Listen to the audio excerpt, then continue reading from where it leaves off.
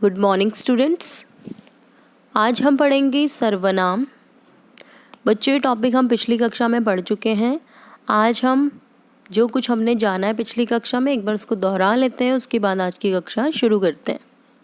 तो अब तक हमने जाना कि संज्ञा के स्थान पर प्रयोग में लिए जाने वाले शब्दों को हम सर्वनाम कहते हैं।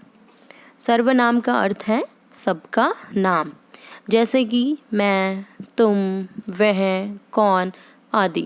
सर्वनाम के 6 भेद हैं। 6 भेद में से पुरुषवाचक, निश्चयवाचक, अनिश्चयवाचक, संबंधवाचक, प्रश्नवाचक और निजवाचक। अब तक हम पुरुषवाचक को जान चुके हैं, निश्चयवाचक को आज हम इसके आगे पढ़ेंगे। तो चलिए शुरू करते हैं। आपका तीसरा भेद है अनिश्चयवाचक। हमने पिछली कक्षा में निश्चयवाचक के बारे में जाना था, उसी का विपरीत है ये अनिश्चयवाचक। जिन सर्वनाम शब्दों में किसी भी वस्तु का निश्चित होना ना पाया जाए उसे हम कहते हैं अनिश्चयवाचक सर्वनाम। यानी कि ये आपके सामने एक लस्सी है, तो यहाँ लिखा है वाक्य में लस्सी में कुछ पड़ा है। कुछ, इस वाक्य में कुछ से ही हमारे मन में एक डाउट बन रहा है, संदेह है, अनिश्चितता है। तो ये कुछ शब्द से आपका ये पहचान है कि ये आपका अनिश्चयवाचक सर्वनाम है, क्योंकि हमें नहीं पता कि लस्सी में क्या पड़ा हुआ है, इसलिए कुछ शब्द अनिश्चितता प्रकट करता है। भिखारी को कुछ दे दो, कपड़े दे दो, खाना दे दो, पानी दे दो, पर यहाँ पे कुछ लिखा नहीं है। कुछ से यही निकलता है अनिश्चितता का, इसलिए ये वाक्य भी आपका अनिश्चयवाचक सर्वनाम है। आगे उदाहरण देखिए, अनिश्चयवाचक सर्वनाम के कुछ और उदाहरण। भैया दूध में कुछ पड़ा है। कुछ हो सकता है कीड़ा मकोड़ा मच्छर क्या हो, बट यहाँ पे कुछ लिखा नहीं है, इसलिए आपका कुछ शब्द भी संदेह प्रकट कर रहा है, डाउटफुल है, कंफर्म नहीं है। पर्दे के पीछे कौन छिपा है। कौन, अब हमें यहाँ पे क्या डाउट है, मतलब हमें नहीं पता कौन है, या तो कोई बच्चा हो सकता है, कोई बूढ़ा हो सकता है, कोई जानवर हो सकता है। तो यहाँ पे आपका क्या होगा, पर्दे के पीछे कौन छिपा है। ये भी आपको अनिश्चितता प्रकट कर रहा है। यदि आपका वाक्य होता कि पर्दे के पीछे कोई छिपा है, तो फिर ये आपका अनिश्चयवाचक ही सर्वनाम कहलाता। आगे है अनिश्चयवाचक सर्वनाम के कुछ अन्य उदाहरण। यहाँ ध्यान से देखिए और आपको पहचानना है कि वाक्य में कौन कौन से शब्द आपको बताना चाहते हैं कि अनिश्चयवाचक सर्वनाम है। मुझे कुछ खाना है, यानी कि कुछ। मेरे खाने में कुछ गिर गया, यानी कि इस वाक्य में कुछ। मुझे बाजार से कुछ लाना है, फिर से कुछ। कोई आ रहा है, तो कोई, यहाँ पे हमने पता कौन आ रहा है, कोई से ही आपका अनिश्चितता प्रकट हो रही है। मुझे कोई नज़र आ रहा है, कोई। मुझे किसी की आवाज़ सुनाई दे रही है, किसी। मैं कुछ फल लाया हूँ, कुछ। तुम्हारे लिए किसी का फ़ोन है, किसी। तो देखा आपने वाक्यों में आपके कुछ, कोई, किसी, तो ये सारे शब्द जो है आपके अनिश्चयवाचक सर्वनाम को प्रकट करते हैं। चौथा भेद है आपका संबंधवाचक सर्वनाम।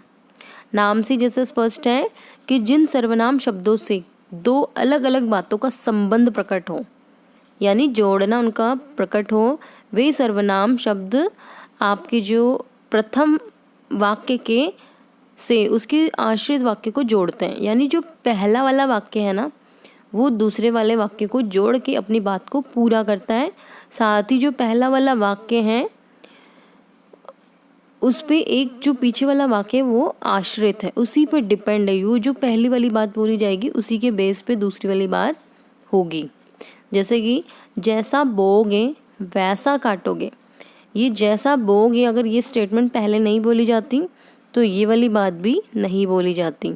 यानी कि दोनों ही आपके जो वाक्य हैं मिल करके अपनी बात को पूरा करते हैं।